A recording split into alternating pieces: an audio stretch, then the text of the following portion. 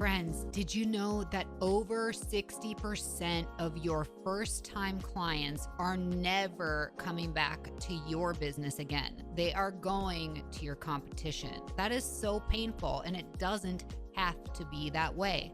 That's where Maya comes in. Maya is the ultimate marketing software for the beauty and wellness industry. We have a proprietary funnel utilizing special algorithms to help connect the right consumers with the right providers at your business. So what does this mean? This means Maya helps you get higher spending clients you love to work with who stay the long haul. If you want to increase your revenue, increase your client count, increase your average ticket, and increase your new client retention, then you need Maya. Go to the link in our show notes to get your demo of Maya set up. Or go to joinmaya, that's MYA.com, joinmaya.com, and see why over 500,000 consumers have trusted Maya and the businesses that we work with to find their perfect beauty and wellness pro. We have your back, we always will, and we promise you will love Maya. Thank you for joining me. This is Katie Whitledge. Welcome back, everybody, to the Beyond the Technique podcast. Happy New Year. The second episode of the new year, and I'm bringing you another first-time guest. We have industry expert Heather Harris here. Now I'm going to tell you about her. We're talking about putting the spark back in your business. Think about the things in your business that kind of suck your energy a little bit. We all have them. One or This is two. what we're going to get into today. So Heather Harris is here. She is the owner of Tantrum Salon in Mesa, Arizona, and also the founder and CEO of Spark Pro Global. Wait till you hear about this. Without further ado, help me welcome Miss Heather Harris. Welcome to Beyond the Technique. Thank you, Katie. Excited to be here with you. You know, we could just talk about our favorite things because you and I have a great, easy conversation every time that we get together. It's so fun. I just want to put it out there that I really love who you are. And we met at last year's Data Driven Salon Summit. And look at Mhm. what happened. Like that event brought us together. It's such a great event to network and meet people. So, anyway, I'm super thankful that I got to meet you there. And that was really the beginning of it all. So, if you don't mind sharing with everybody here so they can get to know you, tell us about yourself. Let's start at the beginning. Mhm. How did you decide to get into the beauty industry? That's a great question. I hatched under a rock in this hot desert of Arizona. So that's where it started, right? I was a little desert lizard my whole life. And my favorite aunt did hair from home. And we had her staying with us when she went through a divorce. And my dad built a little salon adjacent to our property. And I would go and hang out in her salon. I'm sure she loved having 5, 6, 7-year-old me tagging along and just watching everything she did. Her name is Sunny, her real name. And I even wrote a little short story about her because she's such an influential person in my life. So I would watch Aunt Sunny do hair and I would count her cash at the end of the day. And I thought, I want to do that when I get older. And I just loved being around her. So as soon as I could, I began beauty school at the age of 15. I went to Vo-Tech High School. Oh, And yes, I don't know if they knew how young I was because I skipped a grade, but who cares? So I like slipped in there a little early. And I went my junior and senior years of high school, finishing beauty school in high school when I was 17. I've never wanted to do anything else but hair. I love people. I love making them beautiful and feel great. And so I just always knew I wanted to do hair. And I'm lucky enough that I knew from the time I was 5 and that I've had the opportunity to do it. I started working at the salon that I now own right out of high school as the concierge, moving into assistant role, and then eventually as a stylist. And then if it doesn't strike you as something fun to do, I suggest you try buying a salon during a pandemic like I did. And I became the owner 4 years ago of Tantrum. congratulations. Okay. I did Thank not you. know that that was part of the story at Yeah. all. I think that's huge. First off, for everybody listening, Heather is so beautiful. And if you want to see the faces behind the names, please go click on the link in our show notes to watch today's conversation on YouTube, and share it with your team and with other owners that you know. So, okay, there's so much we can unpack there.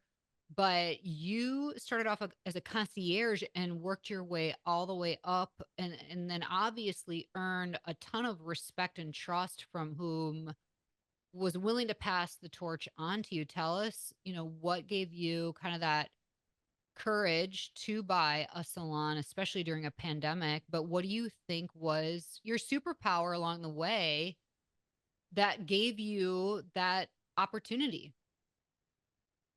Really good question. And I could give you the sanitized version, but I like the truth the best. And so I truly, I prefer to deliver in that way. Um, 4 years ago, my then spouse lost his job, and it was a pretty stressful situation. And looking to pivot as a family, I had primarily done hair as something I loved and I was passionate about, but I was focused on raising my 3 children, and he was incredibly supportive of that. And it's just how everything wound up kind of falling into place.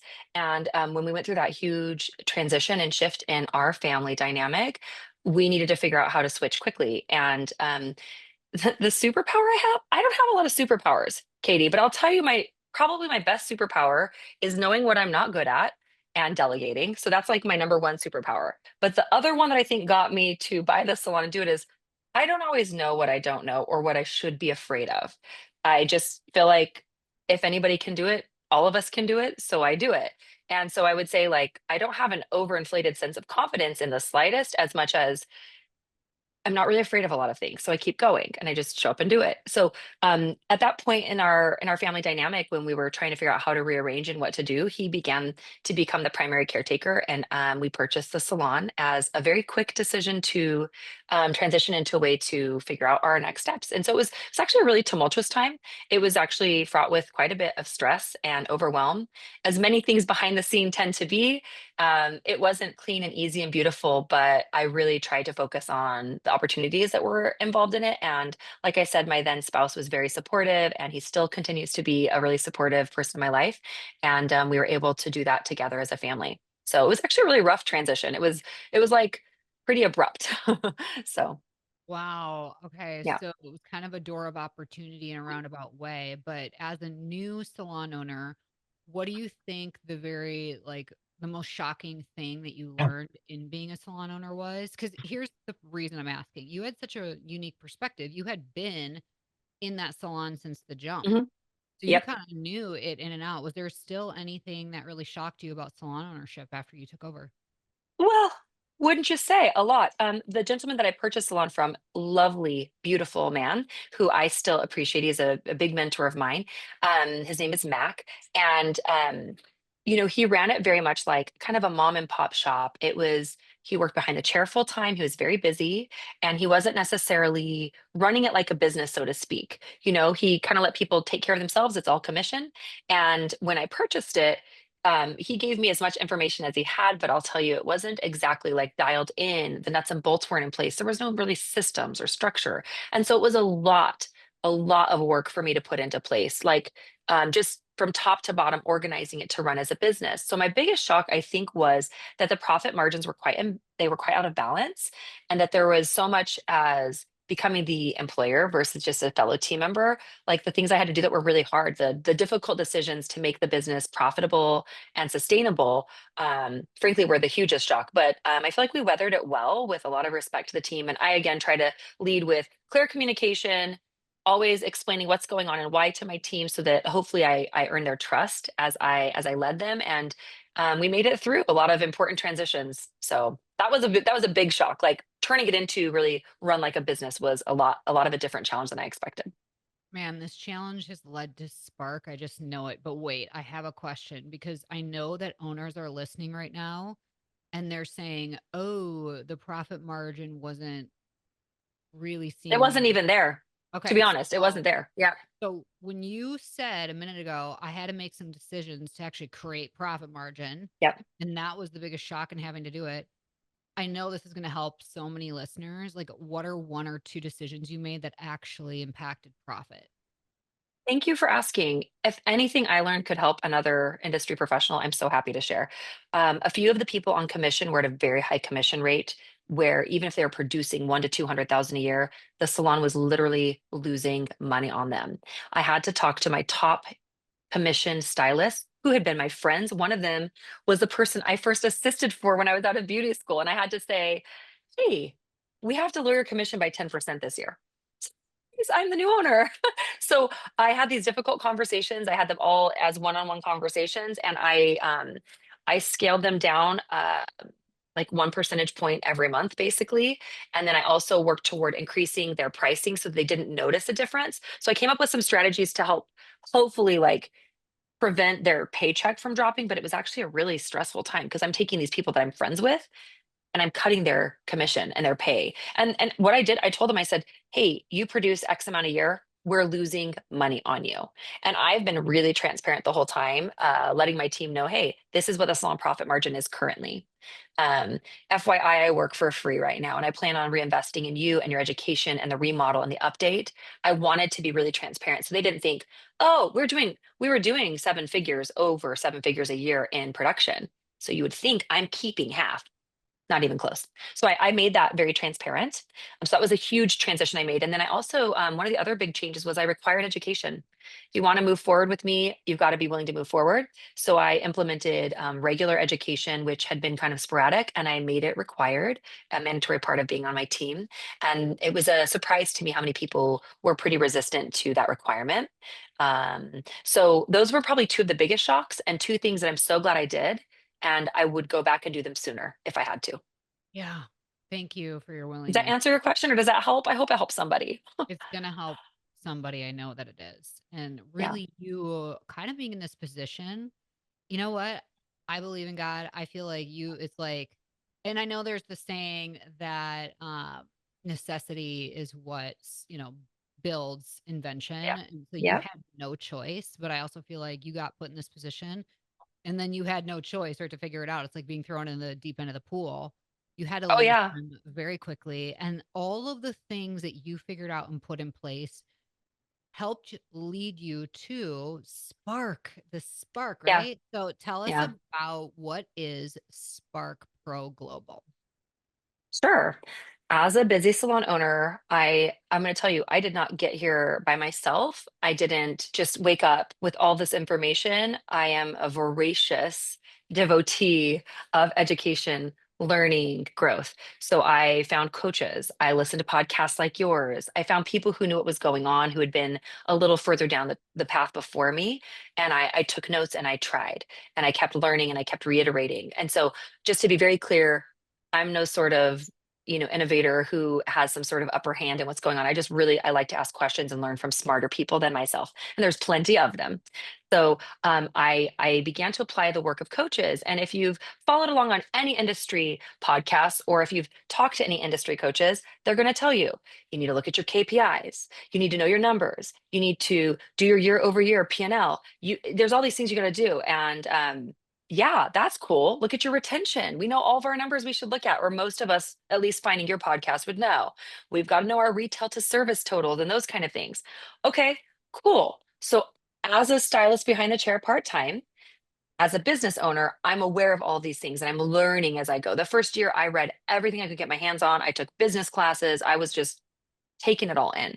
And I was committed to only working behind the chair 2, maybe 3 days a week max, because I really wanted to grow a business that was sustainable. And I knew I had to work on it, not in it. Okay, bravo me. I learned all these things I should do. What wound up happening is the list of things I should be doing to be an effective business owner and leader grew, and my time did not. So, how do I multiply myself? I can't sleep that much less. I can't work more than 80 hours a week without losing my mind. And at some point, something's got to give. And I would say that superpower that you asked me about earlier in the podcast, besides not knowing what I should be afraid of trying, is learning how to delegate. And I understand the value of my time. And let's do like a generic example of a billable rate. Let's just say my time behind the chair is worth conservatively $50 an hour. It's more than that, but let's just say an average actually in the United States would be around that. Great. Well, if I wouldn't pay somebody $50 an hour to be doing any of the tasks I'm doing day to day, I need to stop doing them. So I like numbers. I like facts. I'm not an accountant minded person. I'm not a person who's operating in that way, but I realized, if I could hire someone, for example, to clean my salon for less than $50 an hour, I shouldn't be cleaning my salon. I should be behind the chair making that amount of money or leading my team to make more money and let somebody else at a lower pay grade do the task. Google reviews. I know I've got to engage and show up on social media. I know I need to hone into my Google reviews. I know I've got to check out my product utilization and my station utilization. I know I got to coach my team. Okay, I need to do a lot of things as a business owner and the leader. At the same time, I don't actually have that many hours in a day, and I started looking at all the things that I really suck at. So that's one thing I'm really good at, is knowing what I'm not good at. And I'm not good at social media, Katie. I don't like to do it. I'm not good at remembering to check in on Google reviews. But you know, if you've ever had a bad Google review as a salon owner, you better answer it quickly or you look like a schlep. You look like someone who doesn't care about your community. And it's actually important to show up and acknowledge the good reviews, right? So all these different things that I'm aware of that should be happening in my business, I started realizing I did a lot of them for a while, and then a few of them would kind of fade out, and then I would forget a few, and then I would drop the ball, and I'd start really strong with coaching my team, and then my KPIs would kind of fizzle out, right? This was happening a lot, and maybe this is relatable to you. I don't know if you know this, Katie, but I also travel the country as a national artist for Goldwell. I'm part of their national team. It's so fun. I love working with them, and I've really enjoyed that opportunity and the exposure to a lot of beautiful salon owners across the country. Well, now I'm booking travel.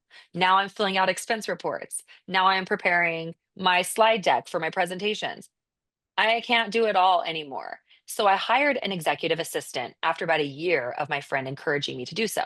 This friend is a C-level executive wearing a white collar in an office. And I said, I'm a creative. I do hair. What do you mean I need to hire an assistant? Like, I have an assistant in the salon. And he said, no, you need to outsource some of this. And I'm a big proponent of being efficient and of outsourcing. And I was like, well, how does a creative who does hair outsource?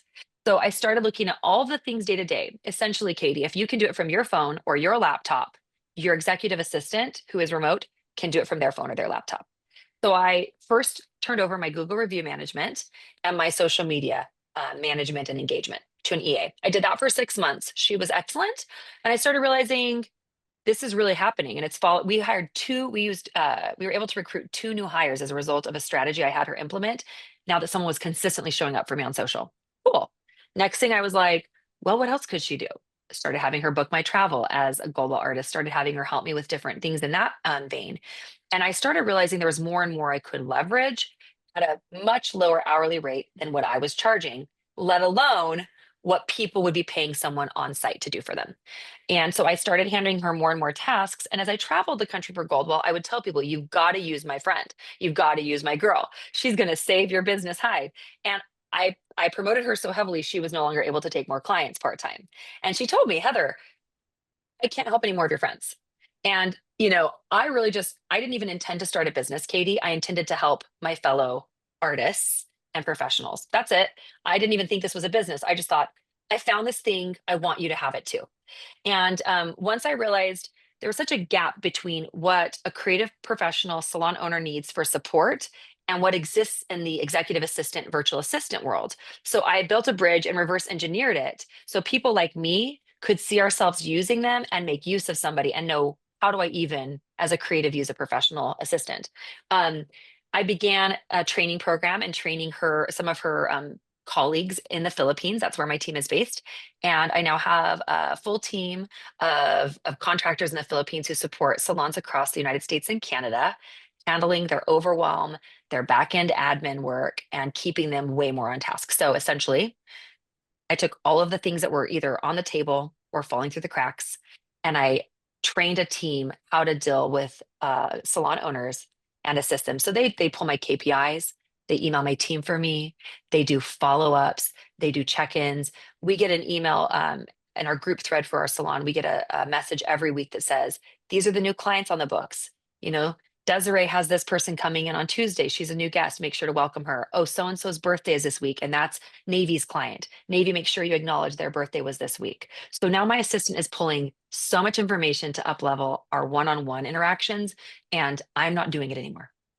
When I Wow. lead a team meeting, I show up, I pull up my email, and I've got a spreadsheet that tells me who's in the lead for retention, retail, rebooking, and I'm able to shout it out, and I don't have to do the prep work and the hours in the office that I was doing. So, I mean, just a start. So that's how I started Spark. It was just a year ago. And I met you right after I started it at Data Driven.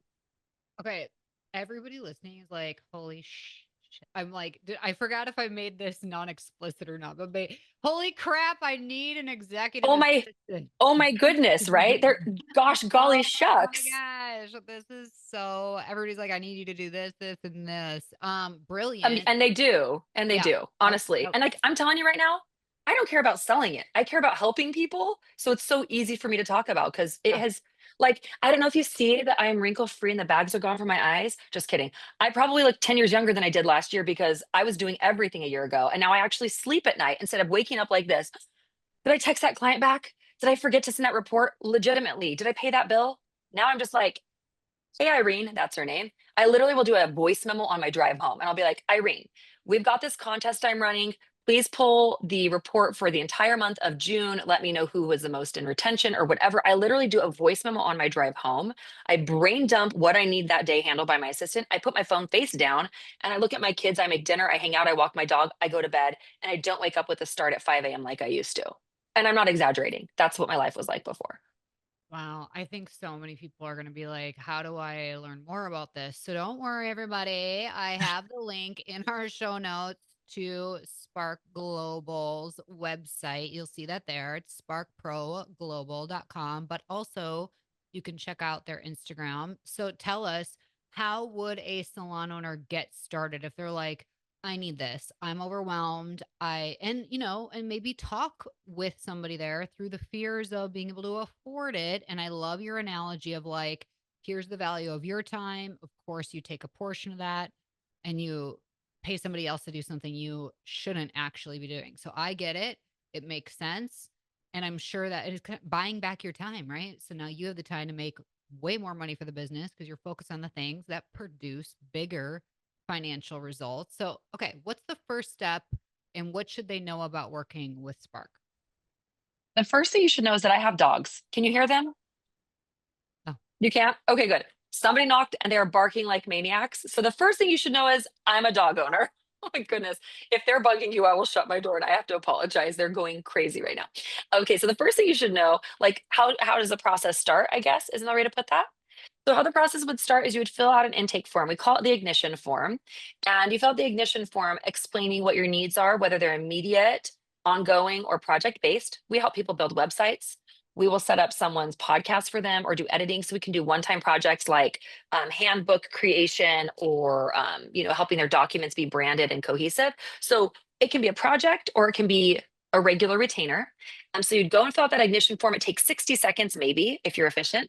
And then you will hear from somebody on our team about setting up a discovery call where we get to know a little bit more about you, your business, your needs, and how we can best support you. And if you're anything like me, when I started with my assistant, I had like two things I needed help with. I thought literally, I only used her 10 hours a week, thinking, what else would I do? Like, I don't know what else she can do for me. I do hair. What's she going to do? Show up and shampoo somebody? And so we will start with your journey and get to know you and your business and then based on your needs come up with a proposal. We offer packages. I don't even know the names of them, but it's essentially small, medium, and large, right? So it's like, do you need a little help, a medium amount of help, or a lot of help? And I recommend people start small, build trust, get to know us, let us get to know you. And then as you get more confident in the competency of your assistant, start to see more of the things they can do for you. So after that discovery call, we then match you with an assistant who will fill your needs best, who has the skills you need. And then we also have a team that backs them, which is nice to know. So you're not paying for one person per hour. You're actually paying for the team that supports that person. So should you have a project that needs something else, they have resources behind them. So it's a complete team with a lot of support versus anybody could go online and just find an assistant for themselves.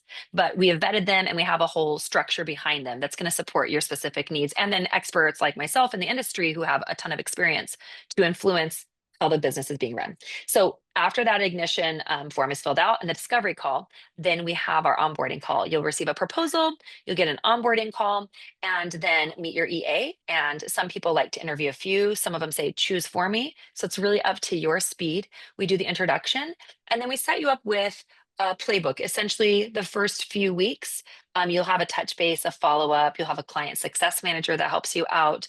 Then after 30 days, we check in and make sure we're on task and everything's going as needed. At 2 months in, you should be humming and have more and more of that flow. And then by the goal is that by 3 months in, you really understand your assistant, they understand you, and you're delegating more and more to them. And it's getting like kind of like clockwork where they're really getting you. We have a 3 month contract minimum because that seems to be the window of time that allows you time to get to know them, to set them up, to onboard them, and for them to really understand your business structure for you to start seeing results. We like to see results sooner, but we give people 3 months so they can. There is an ignition fee to get you set up, like a matchmaking fee. And then after that, there is no contract. I believe in flexibility. As a small business owner, we need to be nimble. Sometimes expenses come up or things change. So that way, if you're like, I have this project I need help with, great, we can add a project. There's no contract. Once the project resolves, you can drop back to your regular hours. So I believe in really being bespoke for our individual clients' needs. And then from there, we just do some touch bases every once in a while. We'll touch base with myself or my COO, and we'll just see how things are going.